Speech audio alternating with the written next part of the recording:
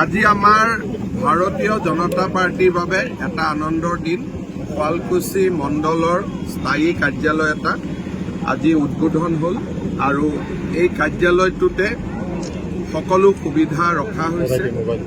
আমাৰ গোটেই অসমতে মণ্ডলসমূহত আমি কাৰ্যালয় নিৰ্মাণ কৰাৰ ব্যৱস্থা লৈছিলোঁ আৰু বিধানসভা নিৰ্বাচনৰ প্ৰাক মুহূৰ্তত অসমৰ প্ৰায়বোৰ মণ্ডলতে একোটা বিজেপিৰ কাৰ্যালয় সম্পূৰ্ণ হ'ব আৰু বিজেপিৰ কাৰ্যালয় সম্পূৰ্ণ হ'লে ৰাইজৰ অভাৱ অভিযোগ আৰু সমূহীয়াভাৱে একেলগে দলৰ কাম কৰাৰ বাবে সুবিধা হ'ব।